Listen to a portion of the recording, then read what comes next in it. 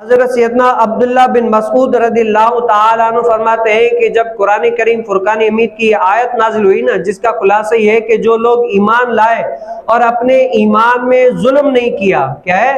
جو لوگ ایمان لائے اور اپنے ایمان میں انہوں نے ظلم نہیں کیا تو کیا ہے؟ ان کے لیے امن اور ہدایت ہے۔ اور جو لوگ ایمان لے کر آئے اور انہوں نے اپنے ایمان میں ظلم کیا تو ان کے لیے نہ امن ہے نہ ہی ہدایت ہے۔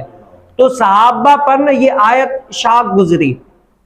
اب ظلم سے مراد وہ لے رہے تھے گناہ، جیسے عام سے گناہ ہوتے ہیں، مسلمان ہوتے ہیں، کوئی بھی گناہ کر لیا، نماز چھوڑ لیا تو گناہ کر لیا، اسی طرح کوئی بھی گناہ والا کام، خراب کام جس سے شریعت نے منع کیا وہ کر لیا تو کیا ہے؟ چھوٹا ہو چاہے بڑا ہو، وہ کیا ہے؟ وہ ظلم ہے، کہ ظلم اس کو کہتے ہیں رب تعالیٰ نے جس چیز سے منع کیا ہے وہ کرنا، تو یہ کیا ہے؟ یہ بھی ایک ظلم ہے۔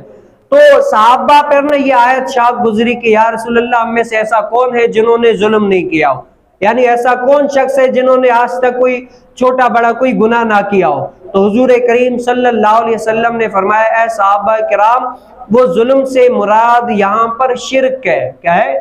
شرک ہے۔ ویسے تو ظلم سے ہر گناہ مراد ہے، لیکن یہاں پر بالخصوصی طور پر کون سا گناہ ہے؟ شرک مراد ہے، کہ جو لوگ ایمان لا کر پھر شرک کرتے ہیں، اللہ تعالیٰ کے ساتھ کسی اور الہ کو شامل کر لیتے ہیں، تو کیا ہے؟ ان کا ایمان لانا کوئی بھی فائدہ مند نہیں ہے۔ اب وہ چاہے اپنے آپ کو مسلمان کہتے رہے، شرک کرتے رہیں گے تو کیا ہے؟ اسلام سے خارج ہو جائیں گے اور قیامت والے دن کیا ہے؟ جہنم ان کا ٹھکانہ بن جائے گی۔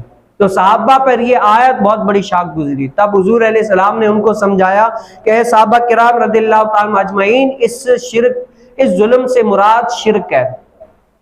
اب کسی اعتراض کرنے والے نے کہا کہ یہاں پر جیسے اہل سنت کا اجماعی طور پر عقیدہ ہے کہ صحابہ کرام رضی اللہ تعالیٰ اجمعین سارے عادل ہیں، کیا ہے؟ سارے عادل ہیں اور اللہ تعالیٰ نے ان کو گناہوں سے محفوظ رکھا ہے، تو یہاں پر اقراری طور پر تو صحابہ کرام رضی اللہ تعالیٰ اجمعین گناہ گار ہوئے، حالانکہ اہل سنت کا اجماعی طور پر عقیدہ ہے کہ اللہ تعالیٰ نے ان کو محفوظ رکھا ہے۔ تو یہ کیا اس حدیث مبارکہ کا؟ تو علماء اس کا جواب دیتے ہیں کہ یہ تواضع کے طور پر صحابہ کرام رضی اللہ تعالیٰ اجمعین نے فرمایا، یعنی عاجزی کے طور پر بندہ کہتا ہے بھئی اللہ تعالیٰ کے جو نیک اولیاء، آپ کہتے ہیں بھئی ہم گناہ گار، حالانکہ وہ تو گناہ سے بچے ہوئے ہیں، ہم سے زیادہ عبادت ریاضت اللہ تعالیٰ کو بوجھتے ہیں، عبادت کرتے ہیں، لیکن کیا ہے؟ وہ عاجزی کے طور پر کہتے ہیں نہیں بھئی ہم گناہ گار ہیں، ہم نے کوئی اچھا کام نہیں کیا۔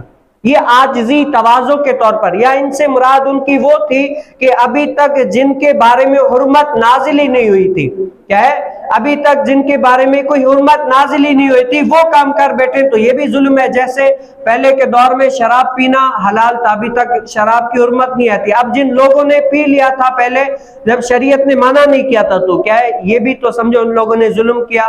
اور اس سے یہاں یہ مراد تھی کہ جن کا ابھی تک حرمت نازل نہیں ہوئی، رب تعالیٰ نے فرمایا نہیں کہ ابھی حلال ہے حرام ہے اس کے بارے میں، تو یہاں پر یہ مراد تھی صحابہ کرام رضی اللہ تعالیٰ اجمعین کی، وہاں پر یہ مراد تھی، یہ نہیں ہے کہ صحابہ کرام رضی اللہ تعالیٰ اجمعین معاذ اللہ ثم معاذ اللہ گناہ گار ہیں۔